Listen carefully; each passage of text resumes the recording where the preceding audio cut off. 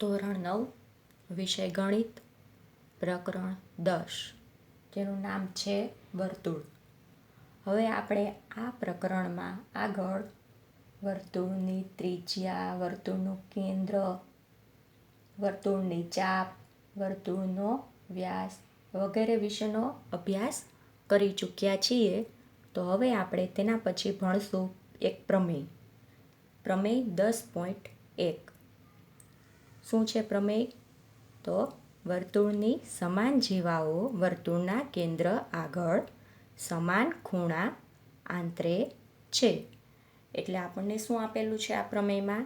તો કે વર્તુળની બે જીવા છે એ સમાન છે.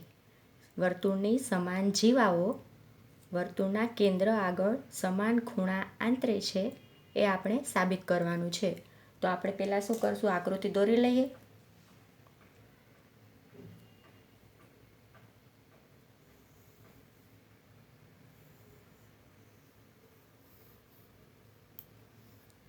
વર્તુળ. હવે વર્તુળનું કેન્દ્ર O. બે જીવા કેવી છે? સમાન. તો આપણે બે જીવા દોરી લઈએ જે સમાન હોય.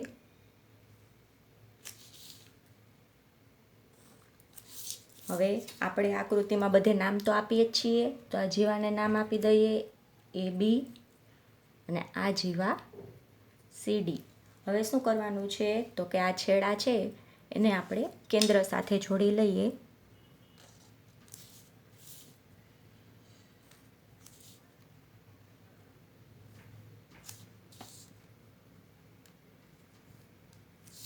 આ આપણી આકૃતિ.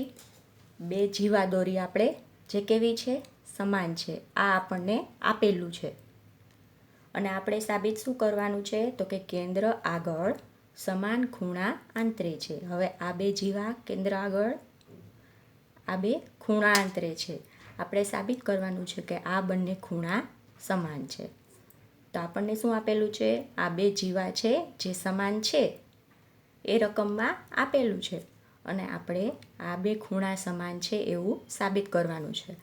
તો આપણે પક્ષ, સાધ્ય અને સાબિતી લખશું. તો પહેલાં આપણે લખીએ પક્ષ. તો પક્ષમાં શું આવે? તો પક્ષમાં આવે જે આપણને આપેલું હોય તે. સાધ્યમાં જે આપણે સાબિત કરવાનું હોય તે. અને પછી આવે એની સાબિતી. તો આપણે પહેલાં પક્ષ લખીએ. તો પક્ષમાં શું આવશે? શું આપેલું છે આપણને? તો કે એક વર્તુળ છે, એનું કેન્દ્ર O છે, બે જીવા છે અને બે જીવા કેવી છે? સમાન છે. તો આટલું લખીએ તો શું લખવાનું? પહેલાં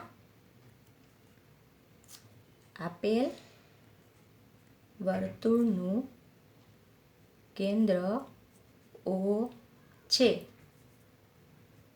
અને જીવાઓ AB તથા CD સમાન છે. બરાબર? આ બે જીવાઓ સમાન છે આપણને રકમમાં આપી દીધું છે. આથી આપણે શું કહી શકીએ? AB બરાબર CD કેમ કે સમાન છે. હવે આપણે લખીએ સાધ્ય. સાધ્યમાં શું આવે? તો કે આપણે સાબિત કરવાનું છે. શું સાબિત કરવાનું? આ ખૂણો અને આ ખૂણો સમાન છે એવું આપણે સાબિત કરવાનું છે. તો આ ખૂણો કયો થાય? AOB અને આ ખૂણો COD. તો લખીએ ખૂણો AOB બરાબર ખૂણો COD. આ આપણે સાબિત કરશું. તો હવે સાબિતી. હવે જુઓ, આ વર્તુળની અંદર આપણે બે ત્રિકોણ દેખાય છે. હવે આ છે AO રેખાખંડ અને આ છે OC રેખાખંડ. શું આ બંનેના માપ સમાન થાય? હા. કેમ? કેમ કે આ AO અને OC શું છે? તો કે આ એક જ વર્તુળની ત્રિજ્યા છે. આ પણ ત્રિજ્યા છે, આ પણ ત્રિજ્યા છે અને વર્તુળની ત્રિજ્યા કેવી હોય? સમાન હોય. આથી શું થશે? પહેલાં તો આપણે કામ કરવાનું છે બે ત્રિકોણની અંદર. તો આપણે પહેલાં લખશું આપેલ ત્રિકોણો AOB અને CODમાં આ બંને ત્રિકોણમાં AO અને OC કેવા છે? સમાન છે. AO બરાબર OC. શા માટે? એક જ વર્તુળની ત્રિજ્યા છે એટલા માટે.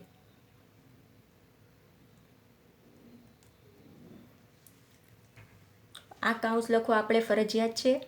હવે આપણે જોઈએ એવી જ રીતે OB અને OD. આ બંને પણ એક જ વર્તુળની ત્રિજ્યા છે એટલે બંનેના માપ કેવા હોય? સમાન હોય. તો OB બરાબર OD. શા માટે? એક જ વર્તુળની ત્રિજ્યાઓ છે. હવે આ બંને માપ સમાન થયા. હવે વધ્યું AB અને CD. શું AB અને CD સમાન છે? હા.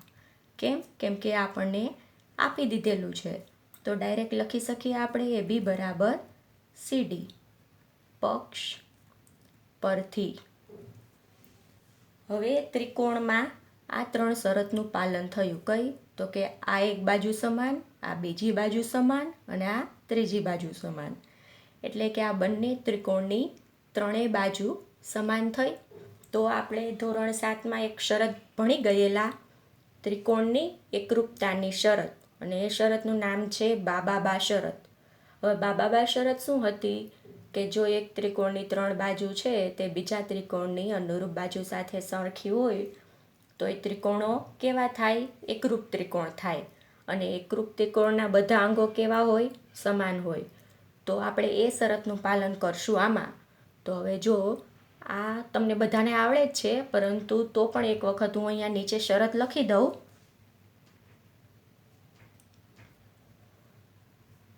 બાબા-બા શરત અહીંયા નીચે લખું છું. આ તમારે લખવાનું નથી, પરંતુ જો કોઈને ભૂલાઈ ગયું હોય તો જો આપેલી સંગતતા માટે એક ત્રિકોણની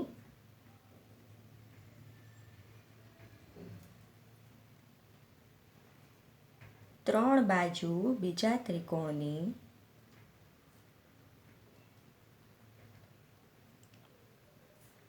અનુરૂપ બાજુ સાથે સરખી હોય તો તે ત્રિકોણો એકરૂપ છે.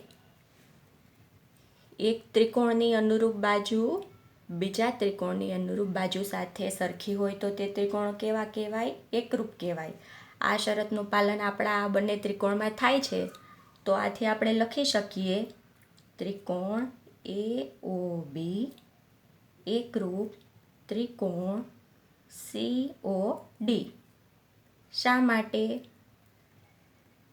એકરૂપતાની બાબા-બા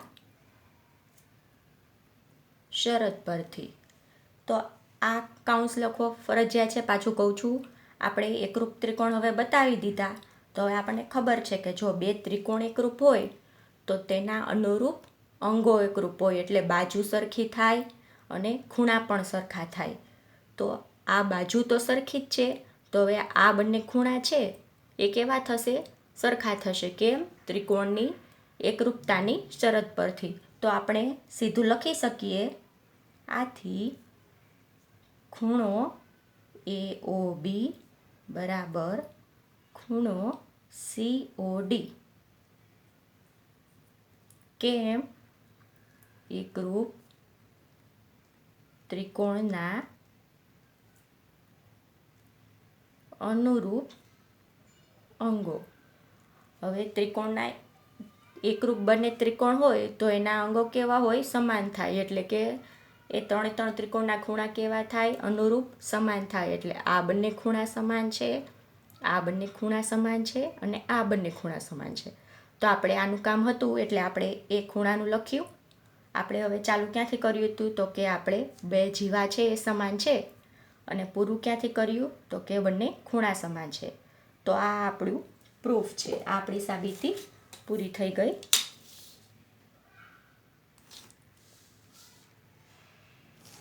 આ શરત તમારે પરીક્ષામાં લખવાની નથી, આ તો મેં એમ જ લખી છે, એ આપણને યાદ આવી જાય પહેલાંનું, એટલે આપણે અહીંયા સુધીની સાબિતી પૂરી થઈ ગઈ છે. હવે આપણે જોઈશું પ્રમેય 10.2. જો જીવાઓ વર્તુળના કેન્દ્ર આગળ સમાન ખૂણા આંતરે તો તે જીવાઓ સમાન છે. આપણે આગળના પ્રમેયમાં શું જોયું? તો કે જીવાઓ સમાન છે અને કેન્દ્ર આગળ સમાન ખૂણા આંતરે એ આપણે સાબિત કર્યું. તો આમાં ઉલટું છે, આમાં કેન્દ્ર આગળ સમાન ખૂણા આંતરે એવું આપણને આપી દીધું છે અને આપણે સાબિત શું કરવાનું છે? તો જીવાઓ સમાન છે. તો આ પ્રમેય કેવું છે? આગળના પ્રમેય 10.1નું પ્રતિપ્રમેય છે. તો તેમાં જે આપેલું હતું એ આપણે અહીંયા સાબિત કરવાનું છે. એમાં આપેલું હતું કે જીવાઓ સમાન છે અને આપણે અહીંયા તે સાબિત કરવાનું છે. તો હવે આપણે શું કરશું? 10.1માં જે રીતે પહેલાં આકૃતિ દોરી એ રીતે આમાં પણ પહેલાં આકૃતિ દોરી લઈએ. આકૃતિ સેમ જ આવે, એમાં કંઈ ચેન્જીસ નહીં થાય. વર્તુળનું કેન્દ્ર O, બે જીવા આપેલી છે, પછી બે જીવાને નામ આપશું. જીવા AB, જીવા CD. શું આપેલું છે? તો કે જીવાઓ વર્તુળના કેન્દ્ર આગળ સમાન ખૂણા આંતરે છે. તો વર્તુળના કેન્દ્ર આગળ અહીંયા આપણે પહેલાં ખૂણો બનાવીએ.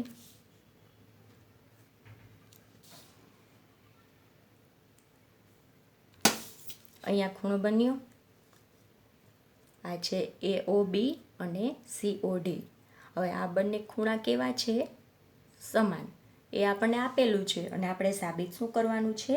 બંને જીવા સમાન છે, એટલે જીવા AB અને જીવા CD આ બંનેના માપ સરખા છે એવું આપણે સાબિત કરવાનું છે. તો આકૃતિ આગળના જેવી જ છે, પણ એમાં થોડોક આપણે લખવામાં ચેન્જીસ આવશે. તો આપણે પહેલાં શું લખશું? પક્ષ. અને પક્ષમાં શું આવે? જે આપેલું છે તે. આમાં થોડોક ચેન્જ છે. પહેલાં તો શું આવશે? વર્તુળ છે, એનું કેન્દ્ર છે, બે જીવા છે અને કેન્દ્ર આગળ સમાન ખૂણા આંતરે છે. આટલી આ વસ્તુ આપણી પાસે છે, તો આપણે એ પક્ષમાં લખશું.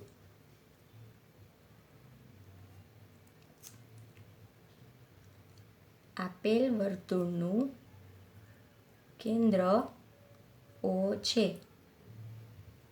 બીજું શું આપેલું છે?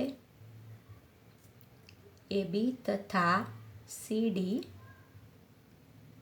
જીવાઓ છે. આ બંને સમાન નથી, એટલે આપણે અહીંયા ખાલી એમ લખી દીધું કે AB અને CD જીવાઓ છે. ઉપરાંત બીજું શું આપેલું છે? કેન્દ્ર આગળ સમાન ખૂણા આંતરે છે. AOB અને COD આ બંને ખૂણા કેવા છે? સમાન છે. તો લખશું ખૂણો AOB બરાબર ખૂણો COD છે. આટલું આપણને આપેલું છે. આપણે સાબિત શું કરવાનું છે? AB અને CD સમાન છે. આ આપણે સાબિત કરવાનું છે, એટલે આપણે સાધ્યમાં લખીએ જીવાઓ AB બરાબર CD. આપણે સાબિત કરવાનું છે.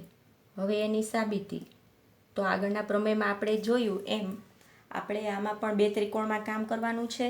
તો આપણે પહેલાં લખશું ત્રિકોણો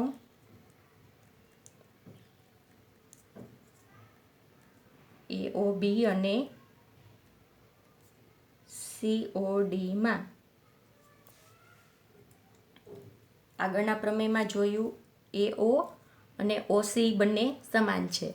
તો આ પ્રમેયમાં પણ આ જ થાય. AO અને OC આ પ્રમેયમાં પણ સમાન છે. શા માટે? તો કે એ એક જ વર્તુળની બે ત્રિજ્યા છે અને બે ત્રિજ્યા કેવી હોય? સમાન હોય. તો આપણે આની જરૂર છે, એટલે આપણે આ લખશું OA બરાબર OC. એક જ વર્તુળની ત્રિજ્યા હોય. હવે બીજું, આ બંને ખૂણા પણ સમાન છે અને એ આપણને પક્ષમાં આપી દીધેલું છે. AOB અને COD આ બંને ખૂણા સમાન છે. તો ખૂણો AOB બરાબર ખૂણો COD. પક્ષ પરથી. આ બંને એક બાજુ સમાન થઈ, આ બંને ખૂણા સમાન થયા. હવે આ બીજી બાજુ OB અને OD આ બંને પણ સમાન છે. શા માટે? તો કે એ પણ એક જ વર્તુળની ત્રિજ્યાઓ છે. તો OB બરાબર OD એક જ વર્તુળની ત્રિજ્યાઓ છે એટલા માટે. તો આગળના પ્રમેયમાં પણ આપણે 3 શરત જોઈતી, આમાં પણ 3 જોઈ, પણ આમાં કઈ છે? 2 બાજુ અને એક ખૂણો. તો કઈ છે? આ એક બાજુ, આ એક ખૂણો અને આ બીજી બાજુ. તો આપણે ધોરણ 7માં એક બીજી શરત જોઈતી, ત્રિકોણની એકરૂપતાની બાખુબા શરત. અને એ બાખુબા શરત કઈ હતી? તો જો આપેલ સંગતતા માટે એક ત્રિકોણની 2 બાજુ અને તેની વચ્ચેનો ખૂણો એ બીજા ત્રિકોણની અનુરૂપ બાજુ અને તેની વચ્ચેના ખૂણા સાથે સમાન હોય તો તે 2 ત્રિકોણ કેવા થાય? એકરૂપ થાય. તો એ શરતનું આમાં પાલન થાય છે એટલે આ 2 ત્રિકોણ કેવા થશે? એકરૂપ ત્રિકોણ થશે. આપણે ચાલો આગળના પ્રમેયમાં જેમ લખેલું એમ હું તમને નીચે બાખુબા શરત લખી દઉં છું.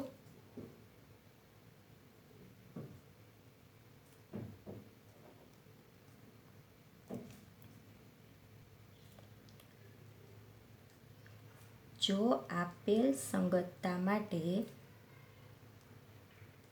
એક ત્રિકોણની 2 બાજુ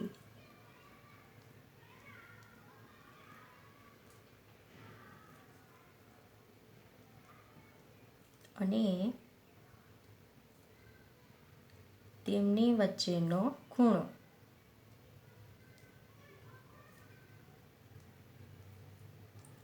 બીજા ત્રિકોણની 2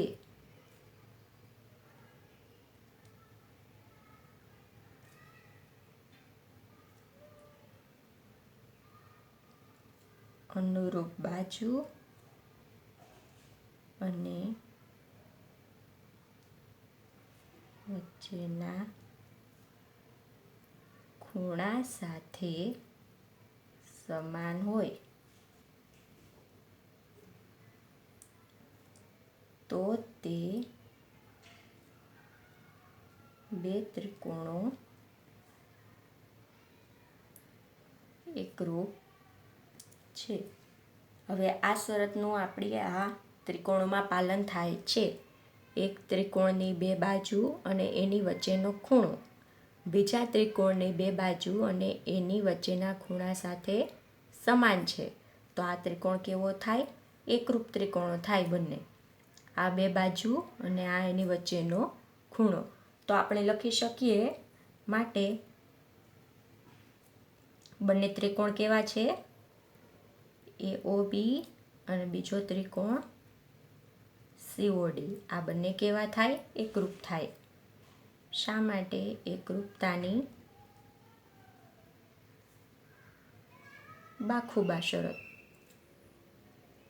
આગળના પ્રમેયમાં કઈ શરત હતી? એકરૂપતાની પાબાબા શરત. અને આ પ્રમેયમાં એકરૂપતાની બાખુબા શરત. એટલે બંનેમાં આપણે એકરૂપતાની શરત છે એ અહીંયા લગાવવાની છે એટલું યાદ રાખવાનું. એટલે આ પ્રમેય સરળતાથી આપણે સાબિત કરી શકીએ. તો હવે જો ત્રિકોણ એકરૂપ હોય તો એના અનુરૂપ બાજુઓ અને ખૂણાઓ કેવા હોય? સમાન હોય. તો અહીંયા આપણે શું જોઈએ છે? આ બંને બાજુ છે. તો આ બંને બાજુ કેવી છે? સમાન છે. શા માટે? તો કે ત્રિકોણની એકરૂપતાની શરતનું પાલન થાય છે એટલા માટે. તો આપણે લખી શકીએ જીવાઓ AB બરાબર CD એકરૂપ ત્રિકોણના અનુરૂપ અંગો. 2 ત્રિકોણ એકરૂપ છે તો એની બાજુઓ અને ખૂણાઓ કેવા થાય? સમાન થાય.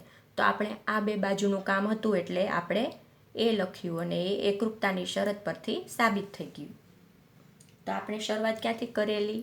તો કે ખૂણા સમાન છે એવું આપણને આપેલું હતું અને પૂરું ક્યાંથી કર્યું? બાજુઓ સમાન છે.